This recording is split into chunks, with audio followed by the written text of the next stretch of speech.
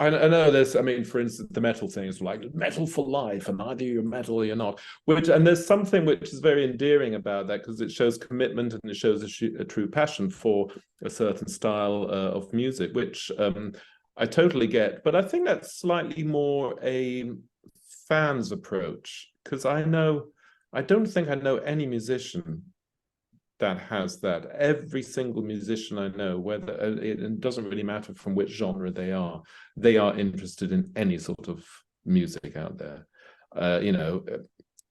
All of the great rockabilly musicians that I would know, they're not just interested in that style of music. They will listen to all sorts of stuff and usually be very knowledgeable about it too. And the sort of being fairly one-dimensional about it is slightly more of a fan's approach. But even there, I think there are very few people who are like that. I mean, so I'm obviously not. I mean, if we've got a sort of a Cramps style song, and then we've got a rock steady song, and then we've got a punk rock number, and then we've got a sort of 1954 Sun Records rockabilly ballad thing, we're obviously not very dogmatic. I think music it's very simple. I mean, music has to touch you emotionally in some way. And there are different styles of music for different, emotional states. There's very good music for when you're feeling angry. There's very good music for when you're feeling lonely. There's very good music for when you're feeling euphoric and upbeat about it, And so I think that's the one thing you have to do. But it sort of happens by itself because I think that's how music is structured. I mean, already certain, chord progressions can evoke emotions even without any vocals on them or let alone lyrics.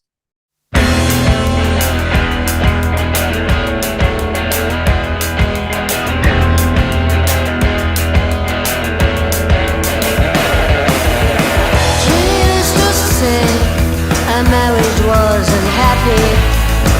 He used to cry. Listen to the Vibes. Welcome, everyone, to another episode of Listen to the Vibes. And I'm very happy and very privileged to have Mr. Oliver Baroni here from the band The Hillbilly Moon Explosion. They have a new album out called Back in Time. If I read correctly, it came out February 9th. Correct. Well, we're going to get to know Oliver and a little bit about the band today and talk about that new album. So, Oliver, tell us a little bit more about yourself. About myself? My name is Oliver Baroni. A name like that is obviously Italian. I had an Italian mum, but I was born and raised in England, in London. One stage found myself in Zurich, Switzerland, where I still reside today, and that's where my band is based, although only one person in the band is Swiss, and even she's only half. So I guess we are pretty much a Central European band. When this is your first album on a US label. Yeah, the album itself was a bit of a long time coming. I think like many people, I mean, at least I did. I can't really speak for the rest of the band here, but I am still kind of what you would call the creative director of the band. I produced the album and I sort of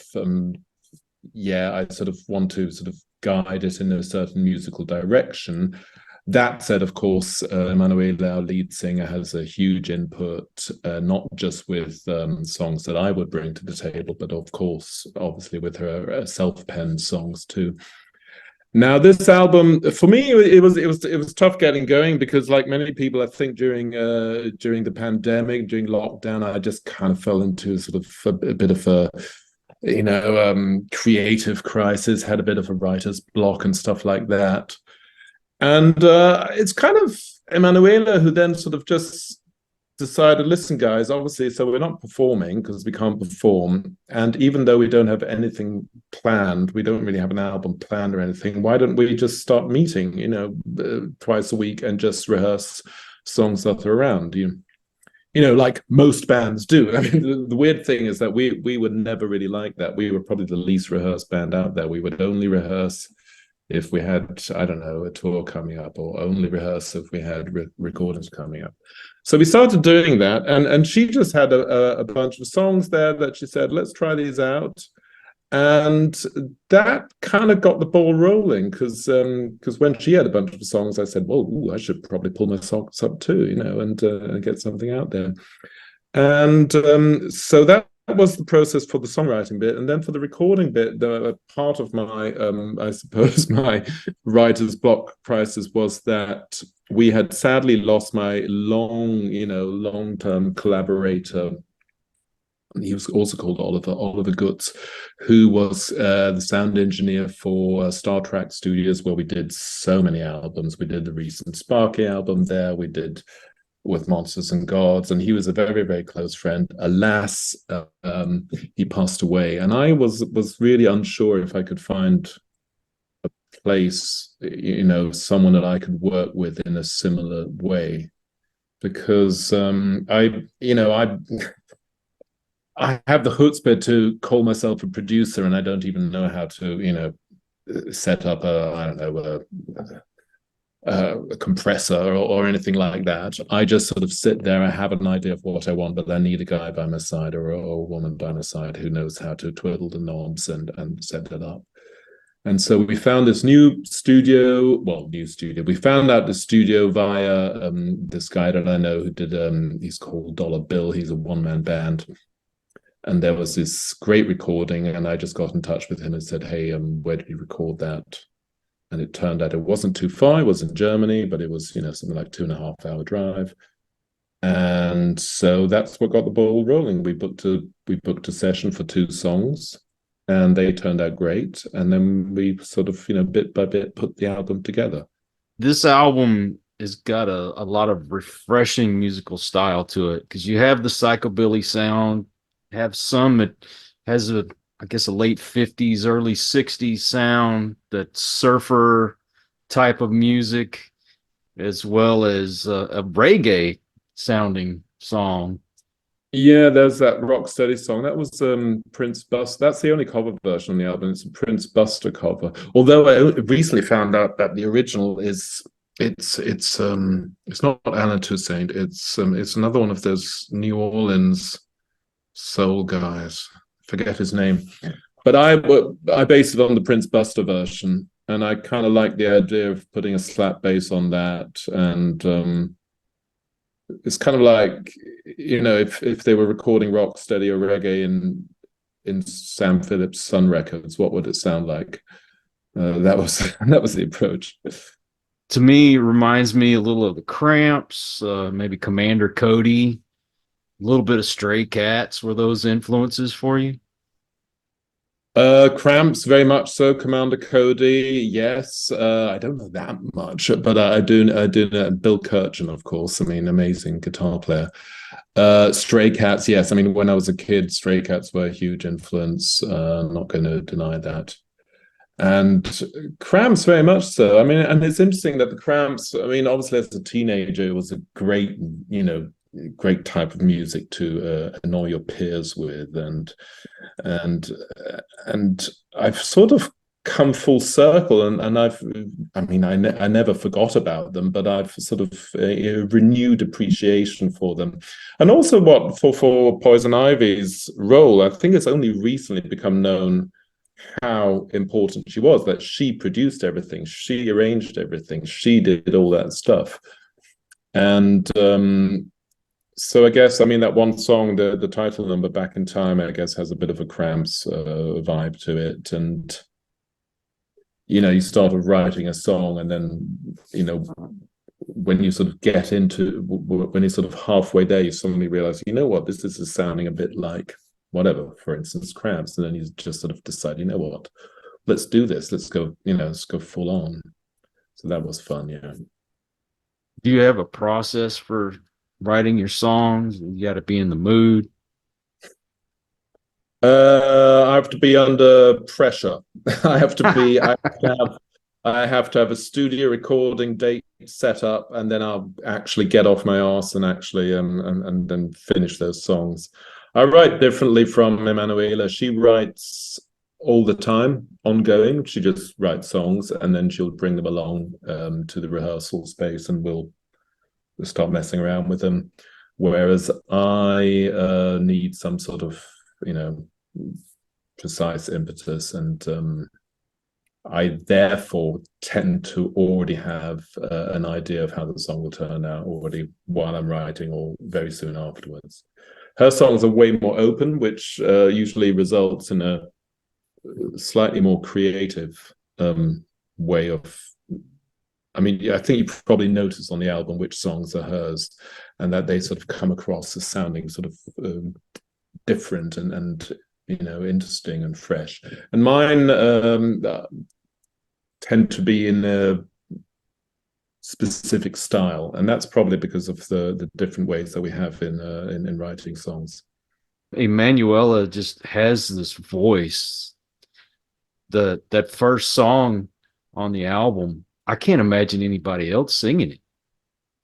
No, because it's also, I mean, it's a unique way of just centering songs, compositions around the voice. I think what she has, I mean, obviously her sound, the sound of her voice is very unique, but she has what I think many great singers have. She has a combination of vulnerability and authority. So on one hand, obviously in command of her, voice and very, very good singing voice, but it shows it has a sort of vulnerability in it. And I think that's what if you listen for your favorite singers, you'll probably get that everywhere. Yeah, and that's that combination.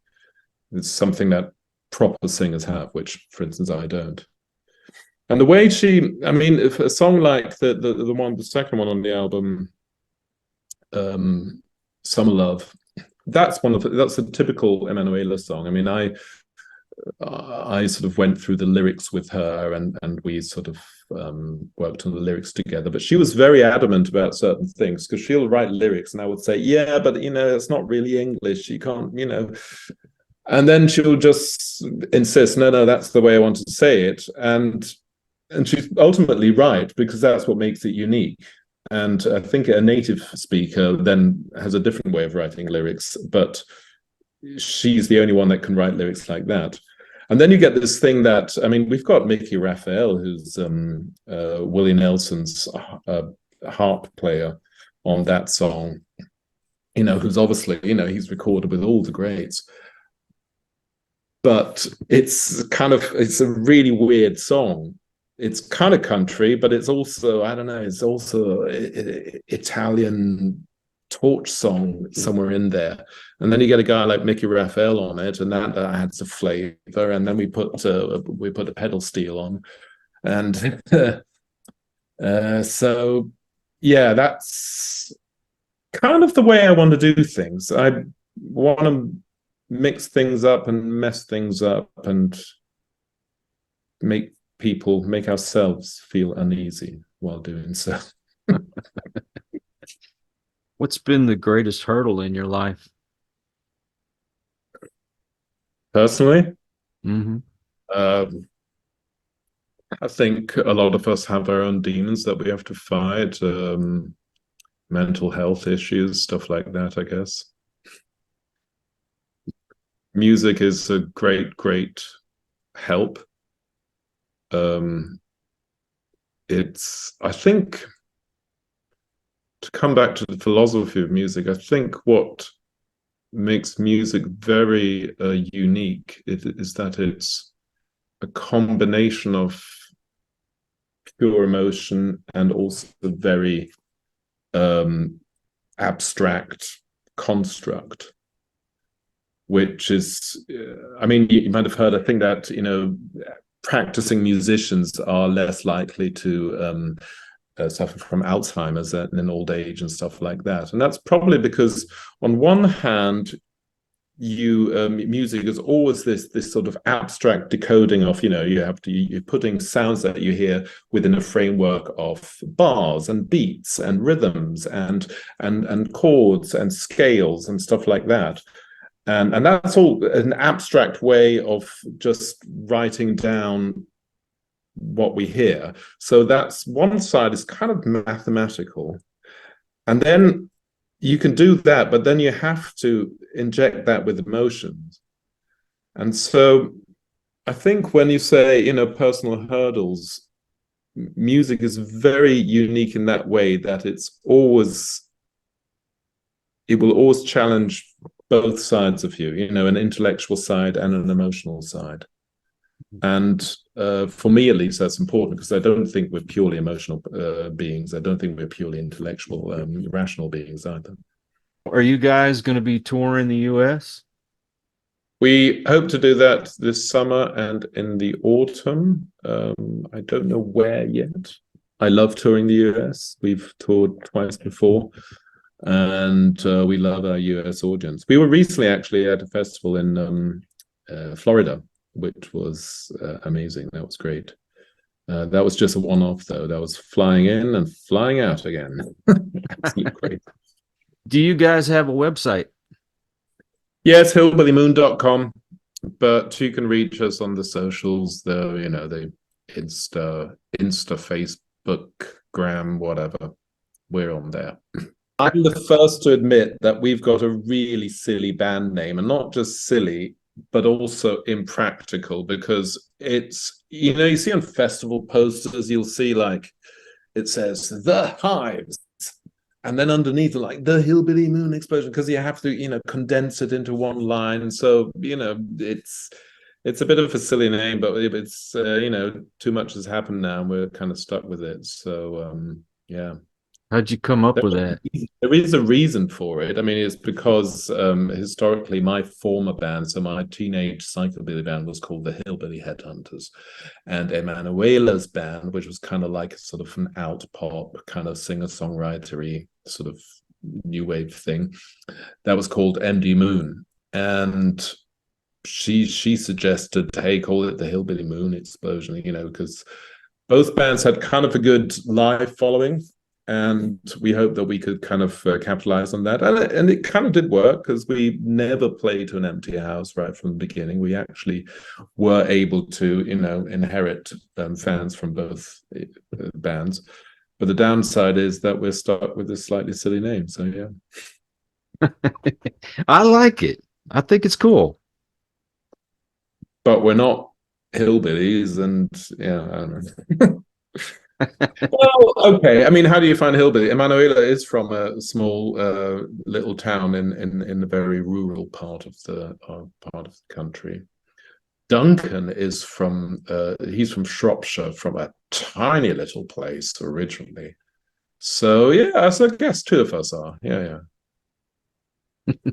Well, Oliver, thank you so much for coming on the show, man. This has been fun. Thanks for having me. What do I call you, Coyote? You can call me Coyote, call me Kyle, just don't call me late for supper. All right, I'll do that. Thank you so much. Looking forward to hearing from you. And I also want to thank all you folks out there. If you are new to the channel, I hope you'll come back. Hit that subscribe button. From our regulars, you guys are awesome because you make it possible for me to do this. Until the next one, everyone, please take care. Be kind to one another. God bless and peace.